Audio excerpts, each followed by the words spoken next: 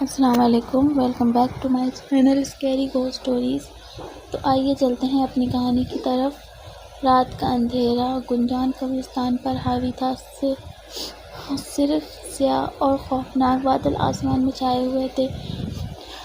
ایک نوجوان جادوگر نام مرید قبرستان میں اور اس ویرانے کا حصے میں بیٹھا ایک اور خوفناک چلے کی تیاری کر رہا تھا۔ مرید کی آنکھوں میں چمک اور چہرے پر وحشت تھی۔ عقبی جانب ایک الو جل رہا تھا جس میں سے سرخ شعلے اوپر اٹھ رہے تھے۔ الو کے قریب ایک عجیب سی بوری رکھی ہوئی تھی جس کے اندر کچھ ہڈیوں اور پتوں کے گٹھے تھے۔ عقبی جانب سے ایک خوفناک شکل کا الو اپنی گردن گھما کر مرید کو دیکھ گور رہا تھا اور ساتھ میں ایک کالا سانپ بھی رینگتا ہوا قریب آ رہا تھا۔ آگ بڑھاؤ، مرید نے زور سے چیخ کر کہا۔ الو نے زور سے آواز نکالی اور سانپ اچانک الو کے قریب رک گیا۔ مرید نے کچھ الفاظ بڑبڑائے جن کی سمجھ کسی عام انسان کے لیے ناممکن تھی۔ اچانک الو کے شعلے مزید بلند ہو گئے اور قبرستان کے ویرانے میں ایک عجیب سی روشنی پھیل گئی۔ یہ جلوہ مکمل ہوتے ہی مرید کی طاقت کئی گنا بڑھنے والی تھی۔ وہ کئی سالوں سے مختلف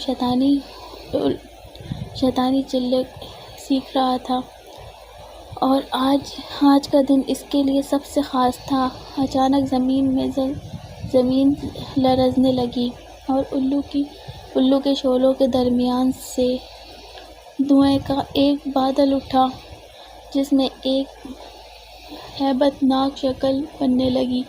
وہ شکل کسی شیطانی روح کی تھی جو مرید کے بلانے پر حاضر ہو چکی تھی۔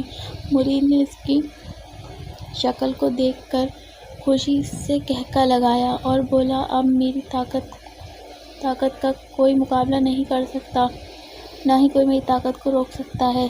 شیطانی روح نے مرید سے پوچھا، تمہیں کیا چاہیے؟ مرید نے جواب دیا، میں چاہتا ہوں کہ میرے جادو سے پورا گاؤں خوف میں مبتلا ہو جائے، کوئی بھی میری مرضی کے بغیر سکون سے نہ رہ سکے۔ روح نے ہنس کر کہا، ایسا ہی ہوگا، لیکن اس کے لیے تمہیں مزید قربانی دینی ہوگی۔ مرید نے فوراً اپنی بوری سے ایک کالی بلی نکالی اور اسے الو کے قریب لے جا کر ذبح کر دیا۔ خون کے قطرے زمین پر گرے اور فوراً ہی زمین سے وہ خون جذب کر لیا۔ شیطانی روح نے اپنی آواز میں گرج پیدا کرتے ہوئے کہا، تمہارا کام مکمل ہو چکا ہے، اب جاؤ اور گاؤں والوں پر اپنی دہشت قائم کرو۔ مرید قبرستان سے نکلا اور وہ پہلے سے زیادہ پراسرار اور خوفناک لگ رہا تھا۔ اس کے جسم سے ایک عجیب و غریب سی روشنی تھی جو اس کے عام انسان کو نظر نہیں آ سکتی تھی۔ جب وہ گاؤں کے قریب پہنچا تو اس نے ایک بزرگ کو دیکھا جو اپنے کھیتوں کی طرف جا رہا تھا۔ مرید نے ایک لمحے کے لیے آنکھیں بند کی اور کچھ بڑبڑایا۔ اچانک سے بزرگ کے ارد گرد دھند چھا گئی اور وہ زمین پر گر گیا۔ گاؤں کے لوگ بھاگ کر اس کے پاس پہنچے لیکن بزرگ بے ہوش ہو چکا تھا۔ کسی کو سمجھ نہیں آیا یہ سب کیسے ہوا۔ مرید نے مسکرا کر آگے بڑھنا شروع کیا۔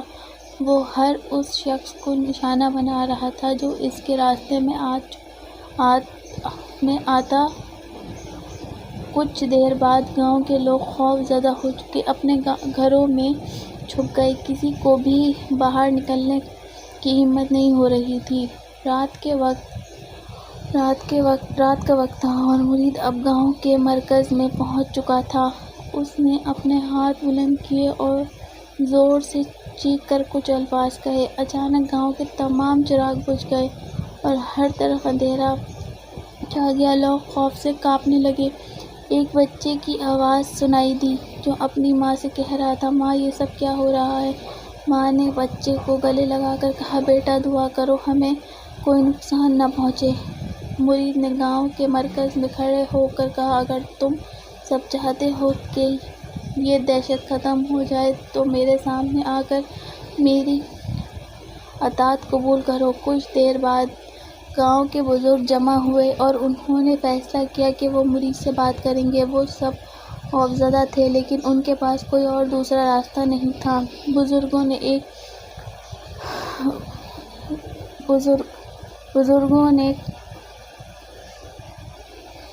بزرگوں کا ایک گروپ مرید کے پاس جا پہنچا اور کہا، ہم تم سے معافی چاہتے ہیں، براہ کرم ہمیں بخش دو۔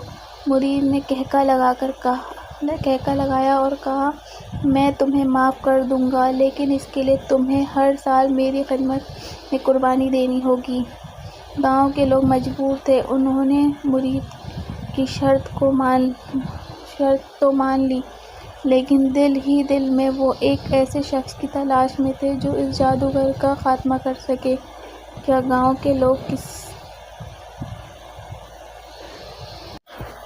کے لوگ کسی بہادر کو ڈھونڈ سکیں گے جو مرید کا مقابلہ کرے یا اس کی دہشت ہمیشہ کے لیے قائم رہے گی؟